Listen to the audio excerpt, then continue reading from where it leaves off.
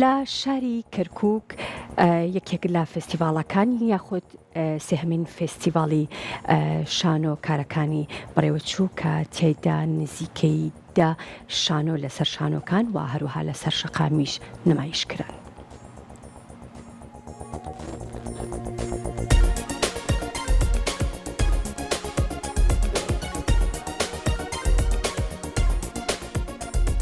لە شاری کەرکووک چالاکیەکانی سێهەمین فستیڤاڵی شانۆی کەرکووک کۆتایی هاتوو لەو چوارچێوەیەدا لە هەردوو هۆڵی سەنتەری ڕۆشنبیری کەرکووک و هۆڵی شەهید سیروان تاڵەبانی چەند شانۆ یەک نمایشکران کە بەرهەمی تیپە شانۆیەکانی باشووری کوردستان بوون.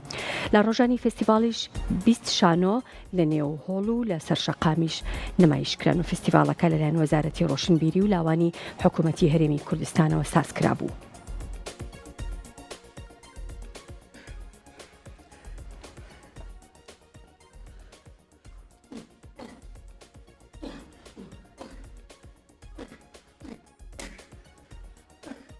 دیارە فستیڤاڵی نێودەوڵەتی شانۆ شەقام لە کەرکووک لە ماوەی 3 ڕۆژە کارەکانی تەواو کرد. سەرەتا بە دەستپێکردنی کەژاوەیەک و ئاهەنگێکی زۆر گەورە لە ناو بازاڕی حەسیرەکە لە بڵین چەقی شاری کەرکووک هەموو گروپەکان و بە ئاهەنگێکی گەورە و دۆڵە زوڕنا و جۆقی ئەسکەری دواتر دەست کرا بە کارەکان. دیارە فستیڤاڵی ئەم ساڵمان 14 نمایش لەخۆوە کرد. کەرکووک بە نمایشێک، شارێکی فری بە نمایشێک، کەلار بە نمایشێک. لە ڕۆژهەڵاتی کوردستانەوە 2 نمایشمانە بوو، وەکو عێراق 3 نمایشە بوو کە بابل و بەقاو یەکێک لەو شارانەی تر بوو. سووریا بە نمایشێک. لەم فستیڤاڵ ئێمە پانێڵێکمانە بوو لە ماوەی 4 ڕۆژە 15 فێرخواز و شانۆکار بەشدار بوون وەکو ورکشۆپ. پانێڵێکمانە بوو بۆ 7 شانۆکاری شەقام کە پسپۆر بوون کە دانیشتێکی کراوە بۆ قسەکردن لەسەر شانۆی شەقام.